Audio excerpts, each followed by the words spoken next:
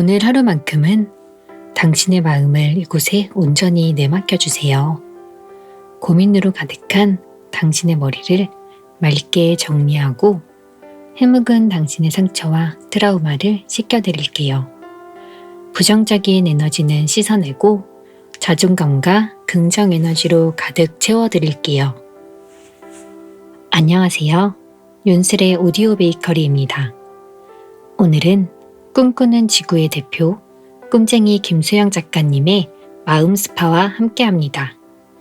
고민과 걱정으로 가득한 오늘의 마음을 마음 스파를 통해 씻어내고 자존감과 긍정 에너지로 가득한 우리가 되었으면 좋겠습니다. 마음 스파에 오신 것을 환영합니다. 당신의 마음에 물리적 실체가 있다고 상상해 보세요. 어떤 모습을 하고 있나요? 무슨 색깔인가요? 무엇으로 구성되어 있나요? 이제 그 마음을 당신의 몸에서 쓱 꺼내보세요. 그리고 사회적 위치나 남들의 시선처럼 내 마음을 둘러싸고 있던 옷들을 하나하나 벗겨낸 맨마음을 거품 가득한 욕조에 풍덩 담그세요. 마음이 어느 정도 노곤하게 이완되면 솜씨 좋은 손이 바쁘게 움직이며 걱정, 두려움, 미련 등 쓸데없는 생각들을 샤워기로 깨끗이 씻어냅니다. 마음결이 맑고 보들보들해졌네요. 감촉이 좋은 수건으로 온 마음을 꼼꼼히 닦은 후 새하얗고 두툼한 샤워 가운을 입혀주세요. 내 마음은 소중하니까. 이제 잔잔한 음악이 흐르고 아름다운 꽃들이 달콤한 향을 뿜어내는 방으로 갈까요? 편안한 미소와 조곤조곤한 목소리가 당신의 마음을 반깁니다. 샤워 가운을 벗고 마사지 베드에 누우면 부드러운 손길이 오랫동안 뭉쳐있던 분노, 슬픔, 무기력과 같은 부정적인 감정들을 풀어줍니다. 여기저기 틀어져 있던 기억들을 다시 받추니 우두둑 소리가 나네요. 수십 년 묵은 감정들을 누를 때는 너무 아파서 악 소리가 날지도 몰라요. 당신이 의식조차 하지 못하는 핵심 기억과 감정들이 독소가 되어 세포 곳곳에 숨어 있으니까요. 그곳을 꾹꾹 누를 때마다 엄청 아프면서도 시원해집니다. 막혀있던 곳이 다시 순환되기 시작한 거죠. 대신 독소가 배출되는 과정에서 며칠간 조금 뻐근하고 으스스할 수 있어요. 이제 마사지가 끝났으니 자존감을 촉촉히 채워주는 레몬그라스티를 한 잔 마셔요. 오늘 밤에는 아기처럼 편안하게 잠들 거예요. 이 책은 한 뭉치의 종이지만 읽는 동안 당신의 마음속에 가상의 공간인 마음 스파를 그려보세요. 그리고 오늘 하루만큼은 당신의 마음을 이곳에 온전히 내맡겨주세요. 고민으로 가득한 당신의 머리를 맑게 정리하고 해묵은 당신의 상처와 트라우마를 씻겨드릴게요. 부정적인 에너지는 씻어내고 자존감과 긍정 에너지로 가득 채워드릴게요. 이 책을 덮을 무렵 당신의 마음의 무게는 훨씬 가벼워질 거예요. 마음 스파에는 4개의 방이 있습니다. 내 인생의 주인공이 되는 방, 내 마음의 주인이 되는 방, 내 운명의 주인이 되는 방, 그리고 지금 이 순간의 주인이 되는 방입니다. 이 4개의 방을 순서대로 가보는 것도 좋고 가장 마음이 끌리는 곳부터 들어가셔도 좋습니다. 자, 그럼 시작해 볼까요? 마음 스파의 첫 번째 방은 내 인생의 주인 되기입니다. 어떻게 살아야 할지, 무엇을 해야 할지 막막하고 불안하시죠? 이곳에서 머릿속에 쓸데없는 생각들은 비워내고 명확한 방향성과 구체적인 계획을 채워드릴게요. 원하는 것에 초점을 맞추면 원치 않는 것이 눈앞에서 사라집니다. 한 가지 테스트를 해보겠습니다. 10초 동안 지금 당신의 시야에 들어오는 모든 빨간색을 찾아보세요. 뭐가 보이나요? 빨간색 볼펜, 소화기, 립스틱, 빨간 장미, 빨간 옷. 갑자기 눈에 빨간색만 들어오지 않나요? 이 우주에는 지금 이 순간에도 우리가 헤아릴 수 없을 정도로 많은 일들이 벌어지고 있습니다. 사람이 죽고 태어나고 꽃이 지고 열매를 맺고 화산이 폭발하고 지진이 발생하고 하지만 우리의 뇌는 그 모든 것을 인지할 수가 없습니다. 그저 지금 이 순간 우리가 관심 가지고 집중하고 있는 것들만 눈에 보일 뿐이지요. 머리하러 가는 날은 다른 사람들 헤어스타일만 눈에 들어오고 신발을 사러 가는 날은 신발만 눈에 들어오는 것처럼요. 마찬가지로 어떤 상황이나 사람 때문에 힘들다고 괴로워하고 절망하는데 모든 에너지를 다 쏟고 있다면 그 고통은 우리의 모든 신경을 장악하게 됩니다.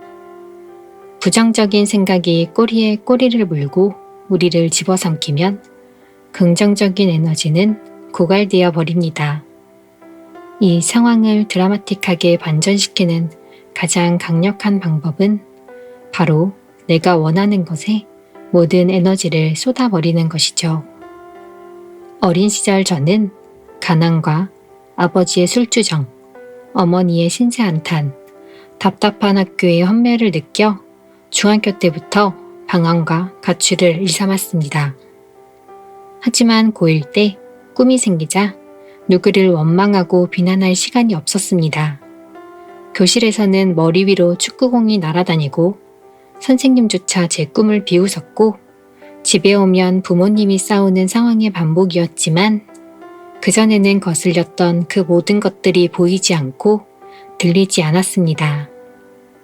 대학 진학이라는 1차 목표에 온 신경이 쏠려 있었으니까요. 12년 전 가족과 돈, 그리고 건강상의 문제로 다시 인생의 바닥을 쳤을 때도 그랬습니다. 왜 나만 이렇게 힘든지, 세상은 왜 이토록 불공평한지 한탄하던 저는 꿈 목록을 쓰기 시작했고 그 후로는 그 꿈들을 이룰 기회들만 눈에 들어왔습니다. 세상은 그대로였지만 내가 바라보는 것들이 달라지자 인생은 달라지기 시작했습니다. 꿈을 이루느라 바쁘게 살다 보니 불평불만을 얘기할 시간도 없이 12년이 흘렀고 저는 80여 개국에서 70개의 꿈을 이룰 수 있었습니다. 저뿐만 아니라 많은 이들이 이 놀라운 경험을 공유했습니다. 췌장암 말기로 3개월 시한부 진단을 받은 한 독자는 저의 책 멈추지마 다시 꿈부터 써봐를 읽은 후 꿈 목록을 쓰셨고 그 꿈들을 이루느라 5년이 지난 지금도 너무나 바쁘게 그리고 건강하게 생활하고 계십니다. 힘들고 아플 때 주저앉아 엉엉 울고 주변 사람들에게 위로를 구하는 것도 분명 도움이 됩니다. 하지만 고통이라는 것은 계곡의 급류와 같아서 무방비 상태로 있는 우리를 순식간에 휩쓸어 버립니다. 그 상황에서 왜 물이 내가 원하는 방향으로 흐르지 않는지, 왜 이렇게 물살이 거센지, 왜 하필 나한테 이런 일이 닥쳤는지 따지고 원망해봤자 상황은 나아지지 않습니다. 차라리 저 멀리 예쁜 꽃들이 피어있는 언덕을 바라보며 온 힘을 다해 뛰어가세요. 그 언덕에 도착하고 나서 물길의 흐름을 곱씹어도 늦지 않습니다. 삶이 힘들수록 내가 원하는 삶을 자주 그려보세요. 원하는 것에 초점을 맞추면 원치 않는 것들이 눈앞에서 사라지기도 하니까요. 거기에 모든 에너지를 집중하면 나를 불행하게 만드는 것들에 신경 쓰고 자신의 처지를 한탄할 시간이 없습니다. 내가 원하는 그곳을 향해 힘차게 한 발짝 내딛는 것이 당신을 휩쓸고 있는 급류로부터 벗어나는 가장 확실한 방법입니다. 행복한 아마추어로 살아도 괜찮아요. 저는 하루에 몇 시간 주무시나요? 라는 질문을 종종 받습니다. 수십 개의 꿈에 도전했으니 매일 바쁘게 열심히 산다고 생각하시나 봐요. 하지만 저는 하루에 7시간 이상 숙면하는 지극히 평범한 사람이에요. 머리가 대단히 좋지도 않고 어린 시절 집이 가난해서 예체능 학원 근처에는 가보지도 못했습니다. 그렇지만 한번 해볼까? 라는 생각이 들면 주저없이 실천에 옮겼고 그것이 꿈을 이룬 핵심 비결이 되었다고 생각합니다. 많은 사람들은 뭔가를 하고 싶어도 이거에서 먹고 살 수 있을까? 라는 고민부터 합니다. 이미 그 분야에서 성공한 사람들을 보면 내 재능이나 경험이 너무나 하찮아 보여 감히 도전하면 안 될 것 같은 생각도 듭니다. 뿐만 아니라 그거 성공하기 힘들다더라. 그런 거 아무나 하는 줄 아느냐는 주변 꿈 파괴자들의 핀잔을 듣고 쉽게 포기하기도 합니다. 그런데 세상 모든 일이 먹고 사는 일로 귀결되어야 할까요? 한 분야에서 성공하는 것만이 꿈이라 할 수 있을까요? 저는 노래를 3곡 만들었고 2장의 앨범을 취입했지만 대부분의 사람들은 모릅니다. 왜냐면 제 꿈은 노래를 만드는 것이었지 음원 차트에서 1위를 하는 것은 아니었으니까요. 발리우드 영화에 출연하는 꿈을 3개월 만에 이뤘지만 만약 발리우드에서 톱스타가 되는 것을 목표로 삼았다면 10년이 걸려도 쉽지 않았을 것 같습니다. 그리고 그것을 이루지 못해 지금까지 불행해하면서 살아있을지도 모르죠. 코미디언 이경규 씨가 언젠가 이런 말을 했습니다. 내 꿈은 영화 감독이고 내 직업은 개그맨이다. 잘하는 일로 돈을 벌어서 좋아하는 일에 좀 써도 괜찮은 겁니다. 돈은 그러라고 버는 거니까요. 좀 망하면 어떤가요?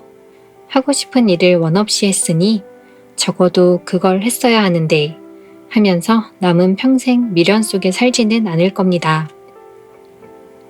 물론 남들이 알아주지도 않고 1인자가 된 것도 아닌데 무슨 꿈을 이뤘다고 할 수 있냐고 반문할 수도 있겠지만 저에게는 이런 수많은 도전들이 제 삶을 다채롭고 충만하게 만듭니다.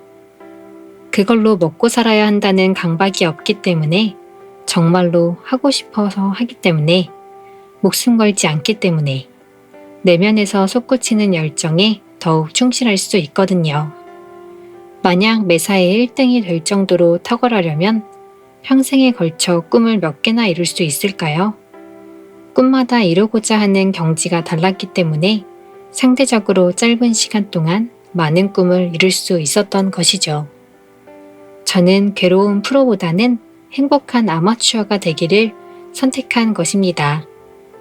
물론 어떤 한 가지 일에 깊게 파고들어 장인의 경지에 이르는 것이 꿈인 사람도 있겠지요. 그렇다면 그것에 평생 매달리는 게 맞습니다. 하지만 자신의 적성과 상관없이 막연히 안정적이라는 직업을 갖기 위해 몇 년간 시험 준비를 하는 수험생을 한번 생각해 볼까요? 그 수험생은 시험에 붙을 때까지 자신의 모든 욕망을 절제하고 삶의 모든 즐거움을 포기하며 살아야겠지요. 그런데 만약 그 시험에 떨어진다면? 아니면 시험에 붙어서 그 일을 시작했는데 막상 해보니 내가 원했던 일이 아니라면? 이렇게 무엇인가에 목숨 걸고 살수록 리스크가 커집니다. 포기하고 싶어도 투자한 게 아까워서 잘못된 길을 되돌아가기도 힘들어지고요. 어쩌면 우리는 매사에 너무 완벽하려 하는 것인지도 모르겠습니다. 일례로 외국어 학습이 그렇습니다. 많은 사람들이 네이티브처럼 영어를 잘해야 한다는 쓸데없는 강박을 가집니다. 그럴수록 외국인과 대화를 나눌 때 힘이 들어가고 자꾸 의식하게 됩니다. 현재 진행형으로 말해야 하는데 과거형으로 얘기하다니 이 바보 하면서 스스로를 자책하다 보면 입은 더 열리지 않죠. 열심히 하면 외국어를 잘하는 외국인이 될 수 있었을 텐데 네이티브 스피커라는 애초에 불가능한 목표를 가지고 있으면 스스로 괴롭기만 합니다. 말도 그냥 막 하다 보면 늘듯 꿈도 막 도전하다 보면 경험과 실력이 늘어갑니다. 처음에는 가볍게 취미로 하다가도 몇 년을 하다 보면 어느덧 정말 먹고 살 만한 경지에 이르게 되기도 하지요. 꼭 그렇지 않아도 괜찮습니다. 좋아하는 일을 하고 있다는 그 자체가 내 삶을 더욱 풍요롭고 행복하게 만들어 줄 테니까요. 그러니 먹고 사는 일은 잘하는 일로, 내가 좋아서 하는 일은 좋아하는 일로 생각하고 동시에 도전해 보세요. 그렇게 살아도 충분히 괜찮은 인생입니다. 두 번째 방은 내 마음의 주인 되기입니다. 이곳에선 하루에도 몇 번씩 오르락 내리락 하는 자존감과 타인의 시선에 일일비하는 내 것 같지 않은 내 마음을 오롯이 내 것으로 되돌리지요. 평생에 걸쳐 쌓여온 감정의 독소들을 해독하고 잊고 있었던 기억을 되돌림으로 약간의 통증을 수반할 수 있습니다. 하지만 내 마음을 원활하게 순환시키기 위한 과정이므로 통증이 지나간 후 개운하고 편안한 느낌이 드실 거예요.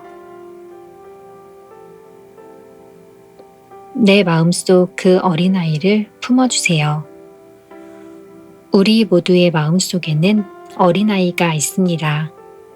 평소에는 그 아이의 존재에 대해 인식하지 못하다가 사랑과 이별, 결혼과 이혼, 성공과 실패와 같은 삶의 큰 전환점에서 그 아이를 맞닥뜨리는 경우가 많지요.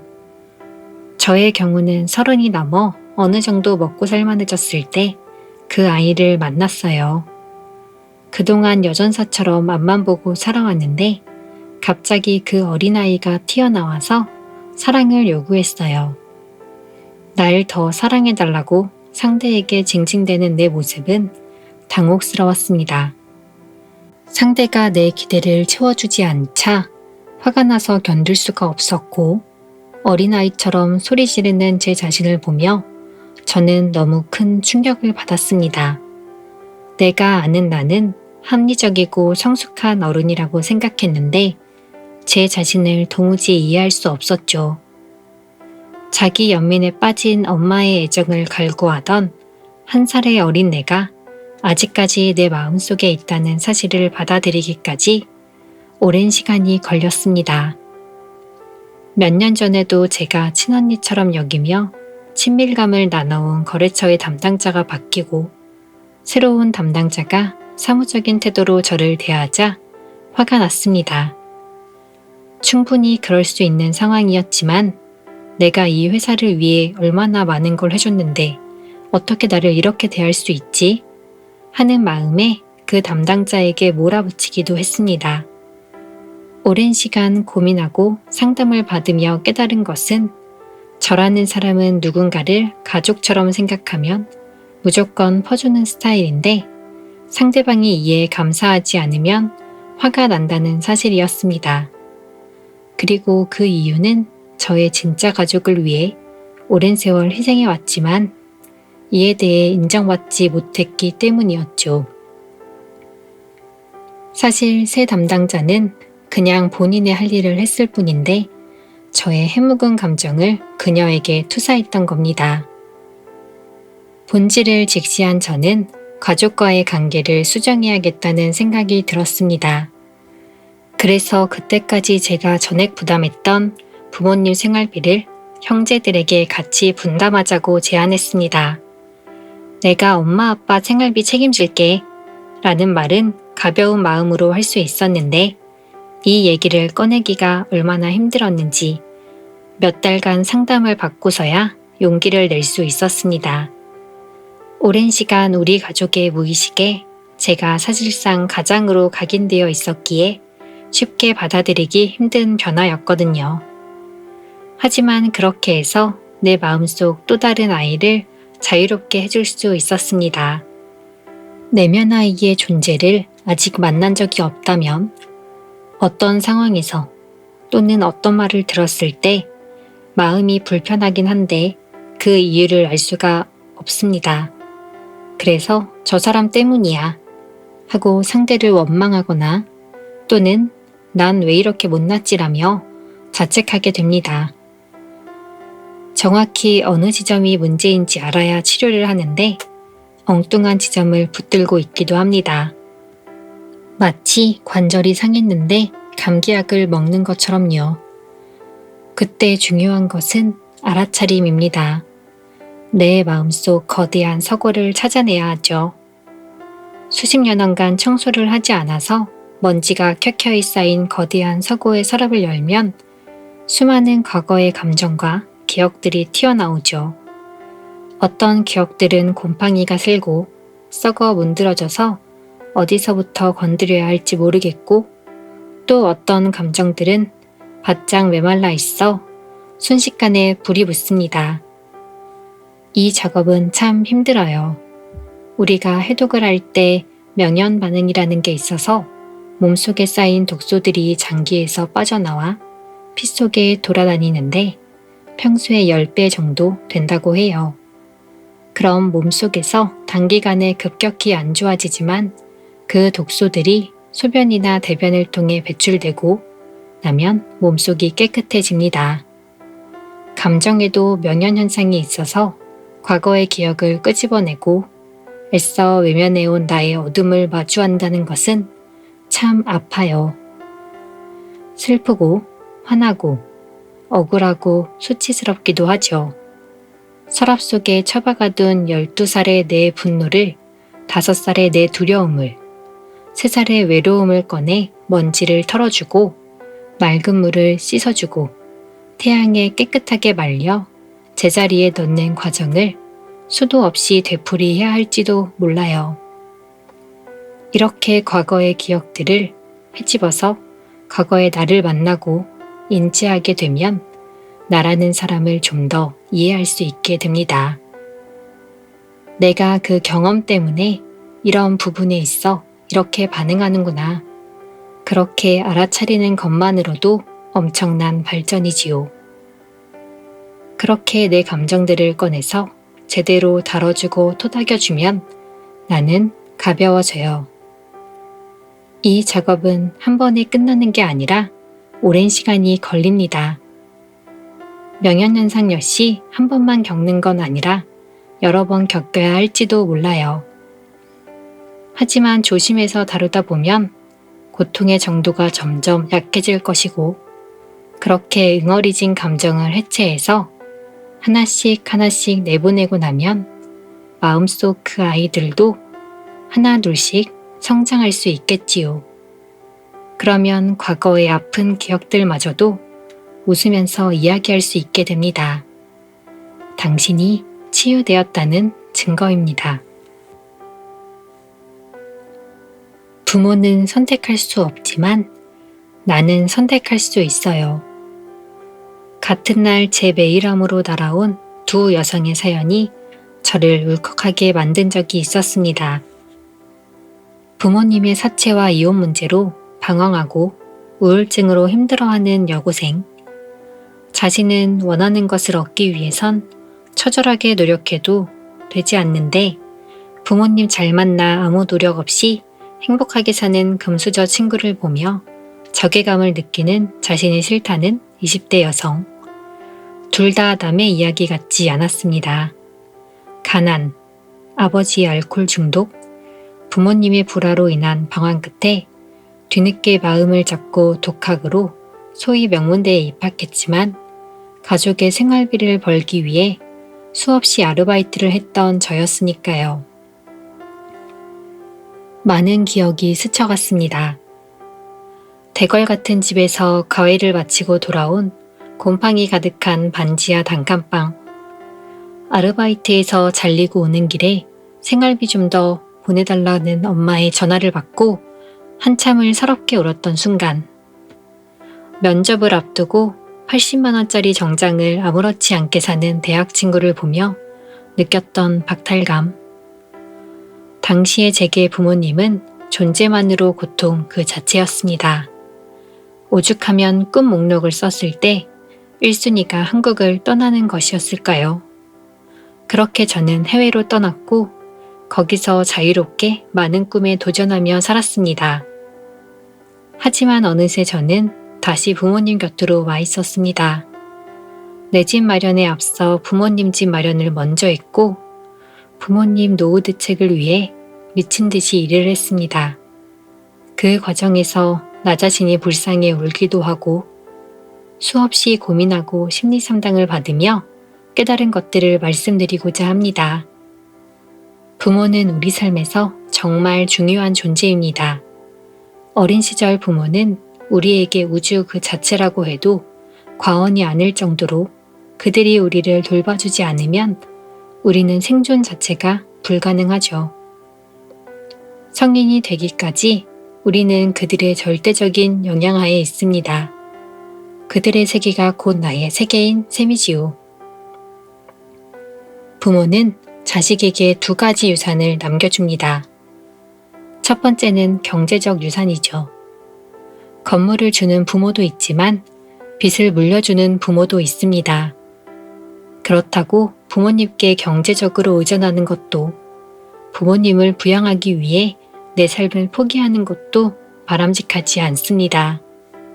20살이 넘으면 나의 삶과 부모님의 삶은 분리되어야 합니다. 그렇지 못하면 마치 신체와 마음의 일부가 부모에게 묶여 있는 것처럼 내 인생이 내 것이 아니게 되지요. 이보다 더 중요한 것은 정신적 유산입니다. 우리는 20년 동안 부모와 함께 살면서 그들과 비슷한 세계관과 감정의 지형을 형성해 나갑니다. 성숙한 부모에게 사랑받으며 자랐다면 정서적으로 안정적이고 건강한 사람으로 클 확률이 높지요. 반면에 자식을 자신과 분리하지 못하고 조종하는 부모, 술이나 도박에 중독된 부모, 아이를 신체적, 언어적, 성적으로 학대하는 부모, 아이에게 어른 역할을 기대하는 부모 밑에서 자라면 아이는 자기의 스스로에 대해 또 세상에 대해 건강한 생각을 갖기 힘듭니다. 물론 이 세상에는 완벽한 인간도 완벽한 부모도 없기에 우리 모두에겐 어린 시절의 상처와 결핍이 있습니다. 그런데 그 정도가 심한 경우 무의식에 남은 트라우마가 우리의 발목을 계속 붙잡습니다. 부모에게 받지 못한 사랑과 인정을 받기 위해 무언가에 집착하거나 과도하게 무리를 하고 타인에게 애정을 갈구하고 내가 당한 것을 내 아이를 학대하는 등 익숙한 고통과 다시 만나게 되기도 하지요. 우리 나이가 50살, 60살이 되고 부모님이 세상을 떠나도 우리 스스로 그들의 부정적인 정신적 유산을 끊어내지 않으면 평생 그 자리에 맴돌게 됩니다. 저의 경우 부모님이 물려주신 경제적 결핍보다 정신적 결핍을 넘어서는 훨씬 더 깊은 치유의 노력이 필요했습니다. 다행히 이제는 부모님을 포함한 다른 누군가가 뭐라고 해도 저는 평화롭고 행복합니다. 내 마음이 나만의 것임을 선택하고 타인에게 내 마음을 휘두를 권리를 주지 않으니까요.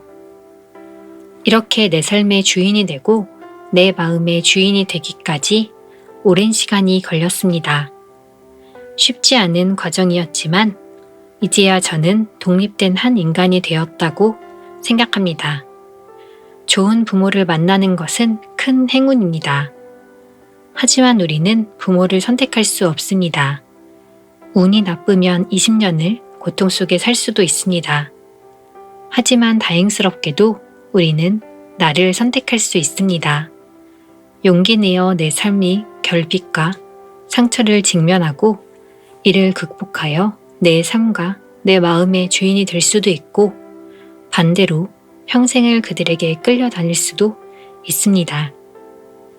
어떤 나를 선택하시겠습니까? 마음 스파의 3번째 방은 내 운명의 주인 되기입니다. 때때로 운명은 나의 바램이나 노력과 상관없이 우리를 엉뚱한 곳으로 데려다 놓지요. 인생이 내 마음대로 풀리지 않을 때, 삶의 수많은 시련이 나를 휩쓸고 갈 때, 인생과 싸우지 않고 그 흐름마저 내 편으로 만들 수 있는 지혜를 이곳에서 채워드릴게요.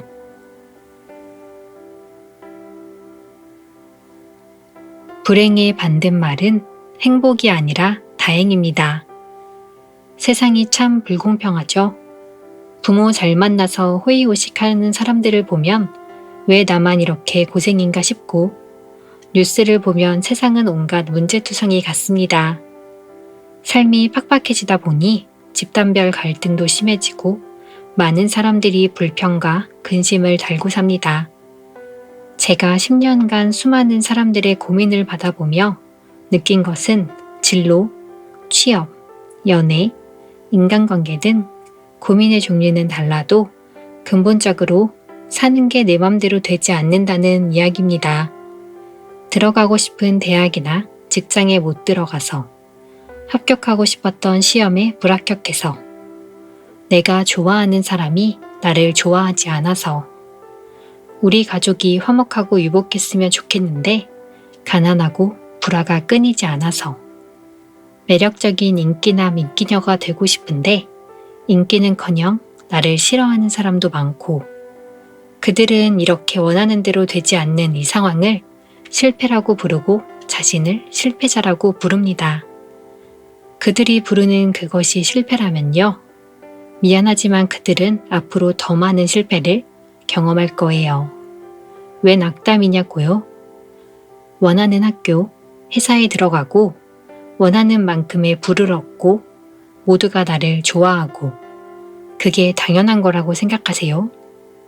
아니요. 그건 노력만으로 얻기 힘든 감사한 결과입니다. 일종의 행운이지요. 긴 인생을 걸쳐봤을 때 평생 실패하지 않고 고통받지 않고 원하는 모든 일이 쉽게 척척 이루어지는 사람 본 적 있나요? 세상 사는 거 쉽지 않죠. 오죽하면 불교에서 인생을 고라 했을까요? 나는 분명히 열심히 산 죄밖에 없는데 갑작스러운 해고, 질병, 사고 등으로 불행의 먹구름이 들이오기도 하고 사랑했던 사람을 잃고 상실감에 몸부림치기도 합니다. 좋은 의도로 시작된 일에 오해와 오해가 겹치고 예상치 못한 변수들로 어그러지며 돈과 사람을 잃기도 해요. 온 마음을 다해 최선을 다했는데 이를 알아주기는커녕 배신당하고 상처받기도 합니다. 그런데 달리 생각해보면 말이죠. 어쩌면 그 많은 고통들은 착각에서 비롯된 것일 수도 있습니다. 세상이 공평해야 한다는 착각, 모든 게 내 뜻대로 흘러가야 한다는 착각, 남들이 내 마음을 알아줘야 한다는 착각, 영원히 건강하게 살 거라는 착각. 그 착각을 당연한 것이라고 생각하면 이것들이 일종의 마음 감옥이 되어 나를 가두는 것입니다. 왜 나만 이렇게 아프지? 왜 저 사람은 나를 싫어하지? 나는 최선을 다했는데 왜 이런 결과가 나오지? 라는 생각들로 내 마음만 괴로워지죠. 불행의 반대말은 행복이 아니라 다행입니다. 당연히 이 세상이 내 뜻대로 돌아가고 인생이 내가 원하는 대로 되어야 한다는 강박을 버리고 그럴 수도 있다고 받아들이면 마음이 편안해져요.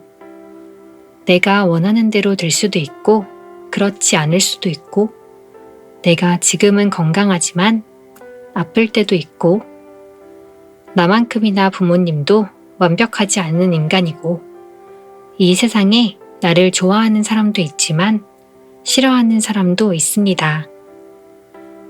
그리고 내가 해야 할 일에 집중해 보세요.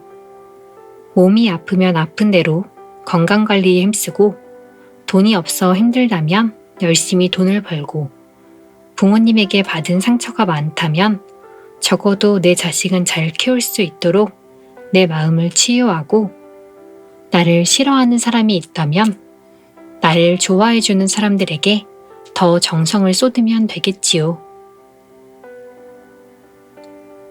즉, 내가 할 수 있는 것과 없는 것을 구분하고 할 수 있는 것에 초점을 맞추고 할 수 없는 것을 받아들일 때 나는 마음 감옥을 없애고 내 마음의 주인이 될 수 있는 것입니다. 여기서 한 걸음 나아가 땡땡해서 감사하다라는 마음을 가져보면 어떨까요?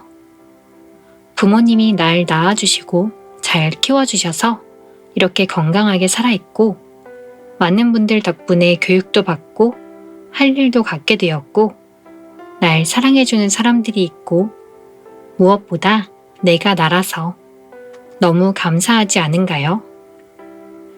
결국 나와 세상은 그대로인데 초점을 어디에 맞추느냐에 따라 우리는 불행한 사람이 될 수도 있고 행복한 사람이 될 수도 있을 것입니다. 불행을 행복으로 바꾸는 방법 어렵지 않지요? 고대 그리스 로마의 철학자 에픽테토스는 이미 2000년 전에 문제는 사건 자체가 아니라 사건에 대한 우리의 해석이다 라는 진리를 설파했습니다. 그는 이렇게 말했지요. 사람이 세상에 태어나서 할 수 있는 일과 할 수 없는 일이 있다. 할 수 있는 일은 자기 마음을 바꾸는 일이요. 할 수 없는 일은 남의 마음을 바꾸는 일이다. 할 수 있는 일을 하는 사람은 지혜로운 사람이요. 할 수 없는 일을 하려고 하는 사람은 어리석은 사람이다. 인생의 계절을 받아들이면 불행할 이유가 없습니다. 한 30대 여성으로부터 이런 사연을 받은 적이 있습니다. 유복한 가정에서 많은 사랑을 받고 자랐고 외국에서 공부한 후 해외 취업에 성공해 남부럽지 않게 살았던 그녀는 30쯤 집안 사정이 어려워지면서 한국으로 돌아와 가장의 역할을 떠맡게 되었습니다. 여동생은 먼저 결혼하여 이 상황을 피해서 잘 살고 있는데 왜 자신이 모든 것을 짊어져야 하는지 괴롭고 외국에 있는 남자친구에게 가고 싶지만 결혼 이야기를 꺼내지 않는 남자친구 때문에 더 비참하다고 했습니다. 그녀의 이메일에서는 꺼질 듯한 한숨이 묻어나왔지만 제가 느낀 감정은 부러움이었습니다. 어린 시절 사랑받고 자랐다는 것은 정말 큰 축복이니까요. 만약 지금 겪고 있는 이 어려움이 어렸을 때 닥쳤다면, 그래서 부모님이 그때 자주 싸우거나 헤어졌더라면 정서적으로 큰 균열이 생겼을 수도 있으니까요. 이렇게 몸과 마음이 건강한 성인이 되어 시련을 마주했으니 충분히 이겨낼 수 있지 않느냐고 답장을 보냈지만 그녀는 더 이상 답이 없었습니다. 평생 순탄하게 살다가 처음 시련을 겪은 사람 입장에선 저의 이런 답장에 화가 났을지도 모르겠습니다. 짧다면 짧고 길다면 긴 인생을 살아오면서 또 수많은 사람들의 인생을 지켜보면서 저는 인생에도 계절이 있다고 믿게 되었습니다. 어떤 사람은 봄에, 어떤 사람은 겨울에 태어나고 시간이 흐르면서 또 다른 계절을 맞이하지요. 그것은 봄, 여름, 가을, 겨울의 순차적인 진행이 아니라 여름이었다가 겨울이고 가을이었다가 봄이기도 합니다. 순서는 랜덤이지만 누구나 살면서 인생의 바닥을 찍는 추운 계절과 정점을 찍는 따뜻하고 달콤한 계절을 경험합니다. 춥고 따뜻함은 상대적인 것이라 열대지방 사람이 한국을 겨울에 방문하면 생전 경험해보지 못한 강추위를 느끼겠지만 북극 사람이 한국에 오면 상대적으로 따뜻하다고 느끼겠지요. 인생도 마찬가지입니다. 여름을 살던 사람이 가을을 맞이하면 춥다고 온몸을 웅크리겠지만 겨울을 살던 사람이 가을을 맞이했다면 너무 따뜻하다고 행복해하겠지요. 한 60대 남자가 있습니다. 가난한 집에서 태어나 이 집 저 집을 전전하며 자랐고 초등학교 졸업의 학력으로 15세부터 공사판 막노동을 했습니다. 30대 중반에 조그마한 건설회사 사장이 되었지만 회사는 부도가 났고 자살까지 생각했지만 자식들이 눈에 밟혀 차마 실행하지 못했지요. 빈손으로 고향에 들어와서는 60세가 될 때까지 막노동 현장을 전전하며 살아왔습니다. 폭염과 강추위에 아랑곳하지 않고 40년을 야외에서 일하다 보니 다치거나 몸져 눕는 날도 많았고 사랑받아 본 적이 없어 사랑하는 방법도 몰랐기에 아내와는 눈만 마주치면 싸우고 자식들에게도 외면당했습니다. 평생 고생만 하며 살아왔지만 남은 것은 외로움과 분노뿐인 하층민의 삶이었죠.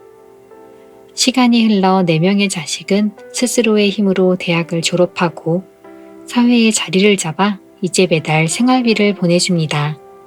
학창시절 제일 사고를 많이 쳐서 포기했던 둘째 딸은 외국에서 번 돈으로 조그마한 집을 지어주었고 국민연금과 노인연금으로 매달 나오는 40만 원으로 기름값도 하고 커피도 사 마십니다.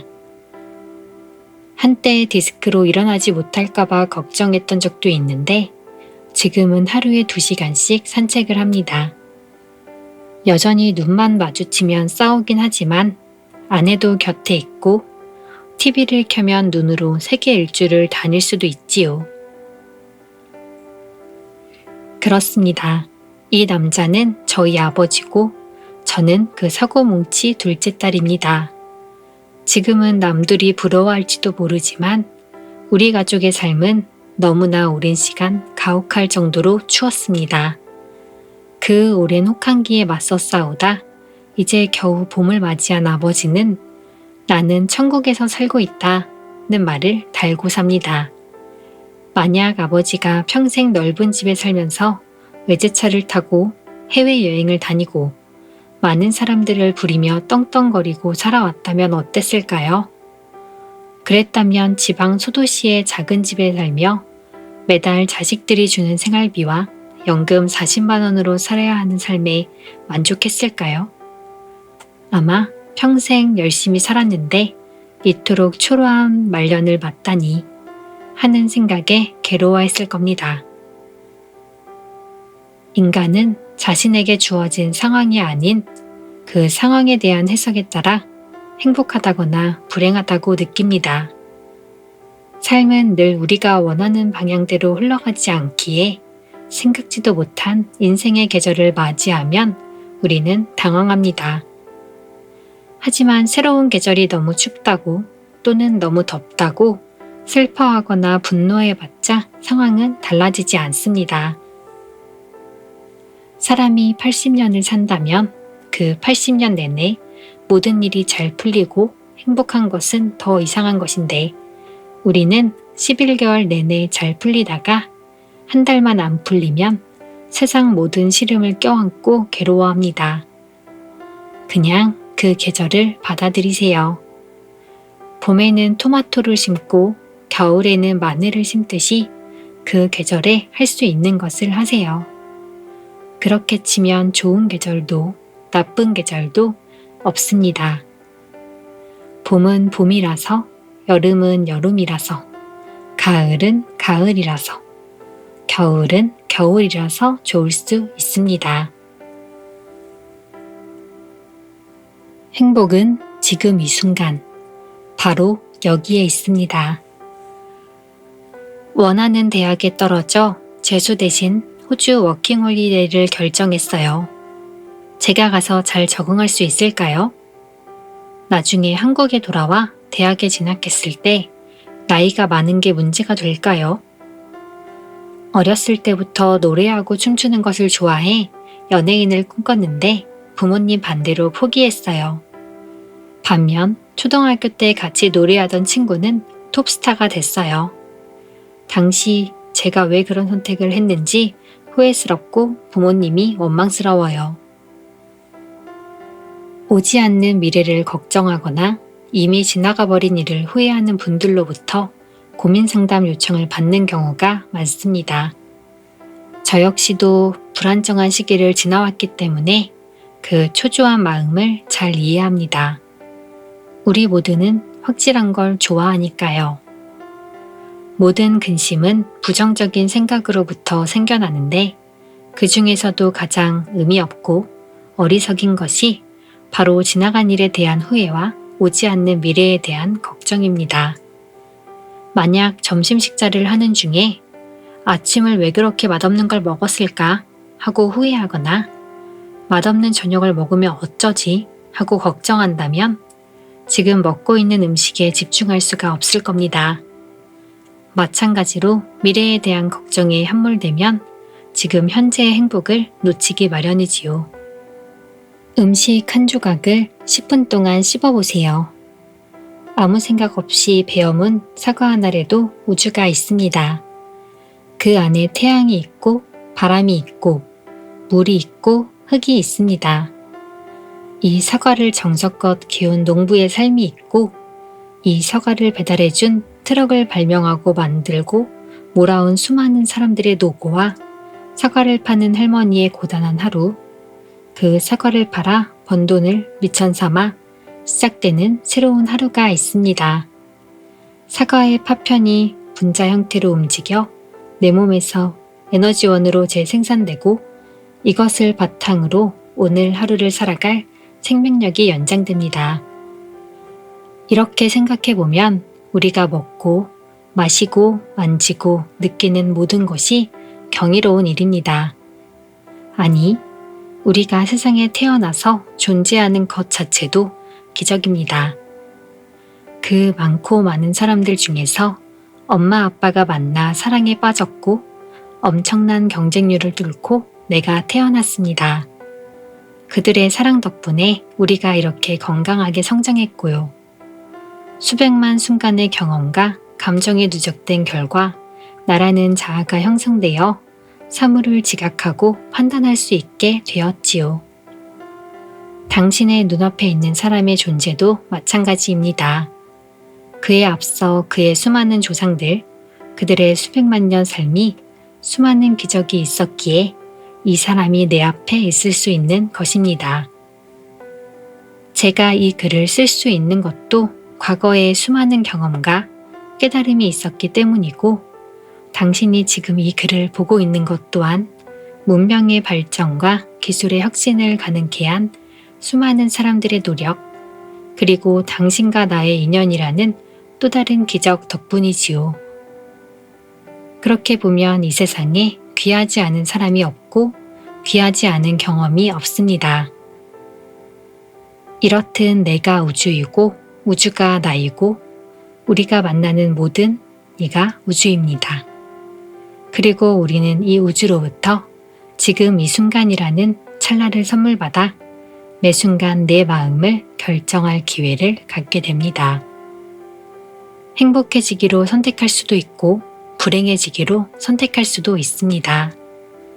내가 원하는 삶을 위해 도전할 수도 있고 남을 원망하고 비난만 할 수도 있습니다.